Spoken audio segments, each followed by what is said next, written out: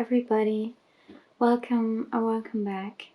Today I wanted to talk a little about the expense of being out for a few hours, challenging ourselves, and just doing something we wanted to do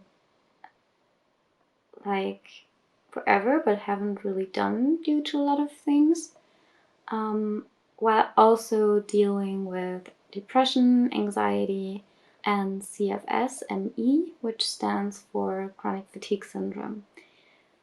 We just wanted to share this with all of you to just let you know that you might not be alone with how you're feeling after going out or doing something, even if it's just for a few hours. And I hope you learned something or just feel understood.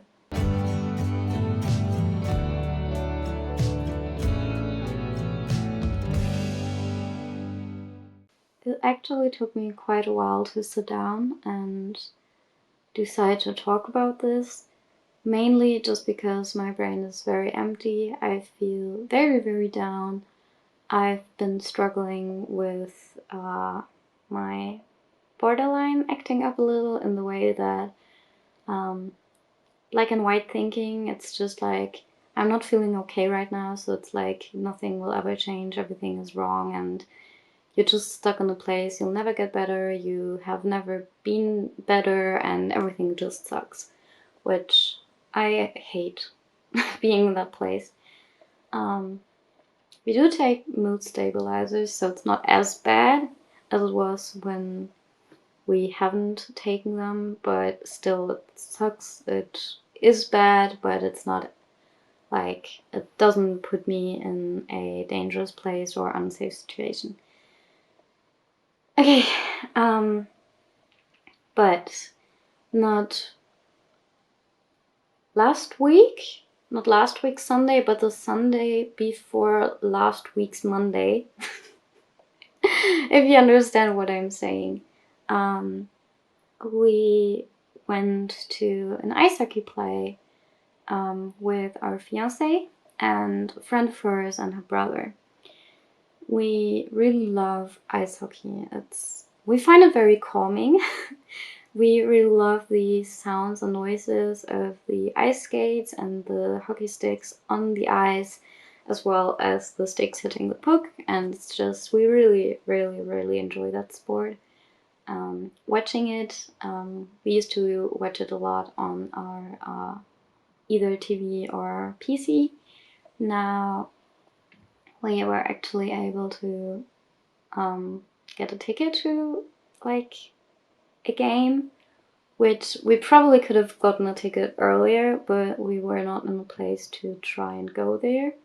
And we just really wanted to test it out because in the upcoming month, November, our fiance gifted us it's called a six-pack, which is like not like the drink six-pack when you get a few bottles, like six bottles of a pack, but where you get 6 tickets for a home game for a lower price. And she gifted them to us and wanted to see, before she gifted that, I lost my train of thought. Whatever.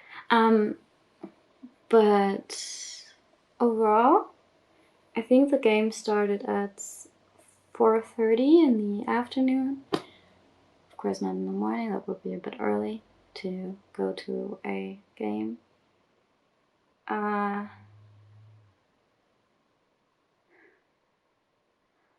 really tried to focus. I thought I could bring up the energy to record a video. Or not the energy, but like the mental capacity. But yeah, we went to that game, and beforehand we prepared ourselves a lot for that. So things that we make sure is that we're safe. And we have our fiance by our side. She is a safe person. for us. She knows how to respond if we struggle with anything. She knows how to take care of us. So that's always great. But like as we went to go there, we would have had to drive by public transport, by train, which alone it's a huge struggle, but since she was with us, should not have been a big thing, or not as big of a thing as if we would have had to do it alone, because I'm always scared of getting off at the wrong station if we switch. So yeah, but turns out, like on the way from our train station to Cologne, there are people working on the train stuff, so there was no train driving, which stood nowhere. It did not like the public transport here has like an app kind of like I think two, and in both of them there was no mention of there being like maintenance on the tracks. There was nothing on Google Maps either, so we did not really know what to do. Then like there was like replacement things, like a bus replacement for the train, which instead of like 20 minutes would have taken us like an hour to get there, which would have been a little late. It was a huge change in plan. I was prepared to drive by train, not by bus.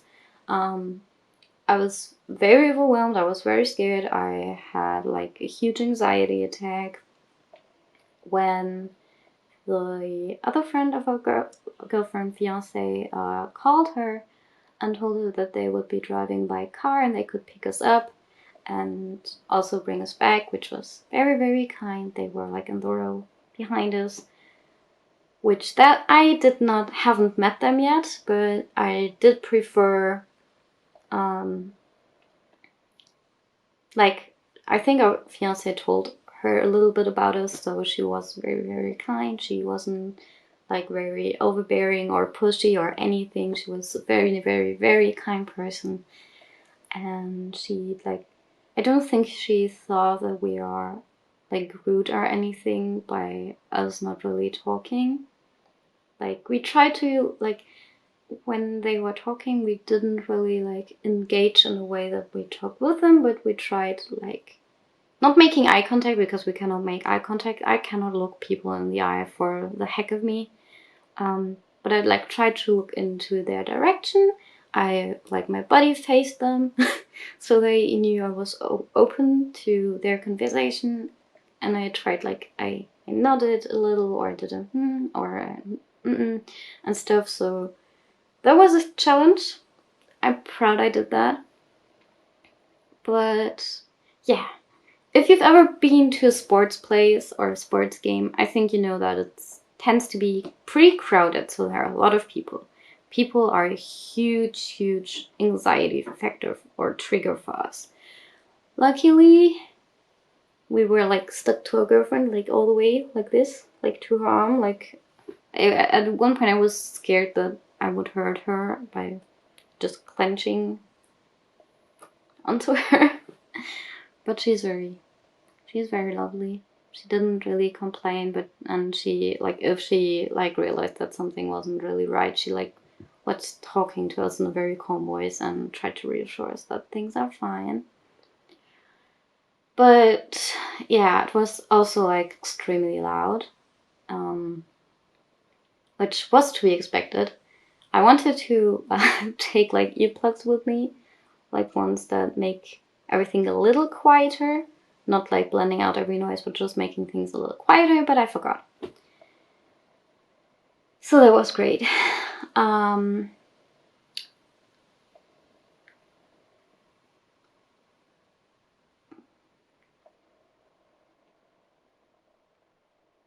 I forgot again what I wanted to say. Yeah.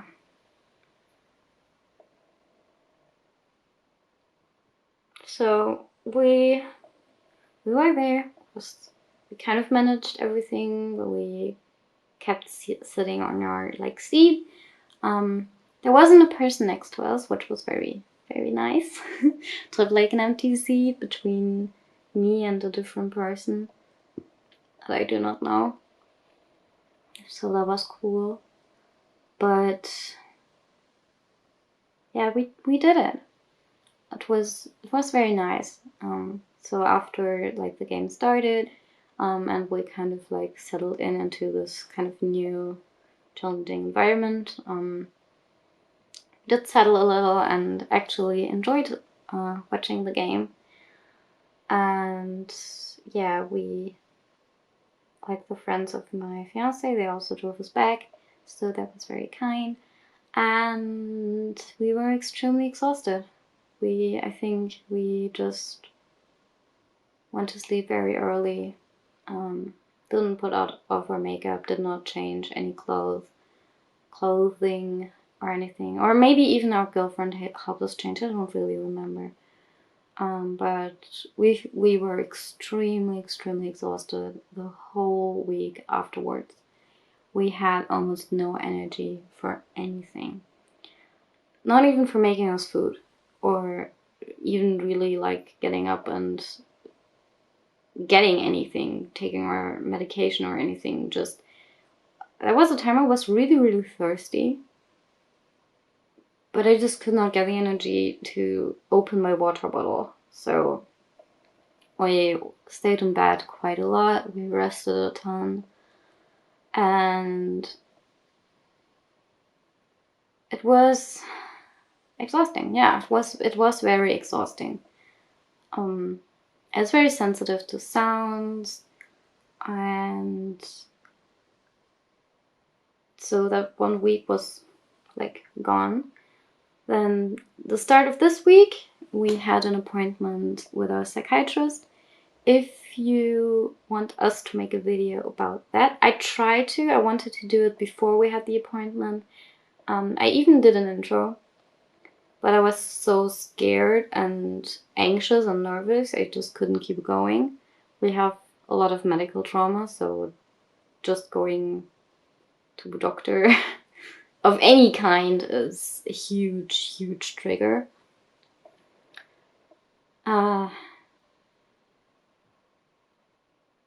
So that was another stress factor which did not really help us calm down. And now it's Wednesday or Thursday. I'm not really sure, but I'm still very exhausted. I could sleep a ton. I haven't really changed clothing. like I changed basic stuff like underwear and things, but I've been wearing like the same trousers and kind of like the same shirt for the last 2 weeks. The only exception was this Monday, where we went to the place of my fiance's parents and where she lives, because her sister like had her birthday, and we just had a quiet little family dinner with like just my fiance, me, her parents, her sister, and her daughter. It was really, really quiet, very nice, and that was like the only occasion I actually like I would not have had to dress up in any way, because like her sister isn't feeling very well. She had a huge operation, so she's in a lot of pain. So she wasn't definitely not dressing up anything. My fiance's parents didn't really do anything either. My fiance was very happy to be home after a long work day, and I was like then the only person in the dress, but I was like, I can get in a dress, and I even put on lipstick just to like let myself know that I can still like do anything. We've been really struggling with that. Like especially I've been struggling with that. Like these days where I'm just like these days have been like prolonging itself over the last 2 weeks, where I'm just like, I can't do anything. I'm not able to achieve anything. I am just useless. And I'm just kind of gaslighting myself and having all those depression and anxiety thoughts, and getting out of them is extremely hard. So if you have any recommendations with what helps you, then feel free to share them in the comments so we can read them, others can read them, maybe they find them helpful too.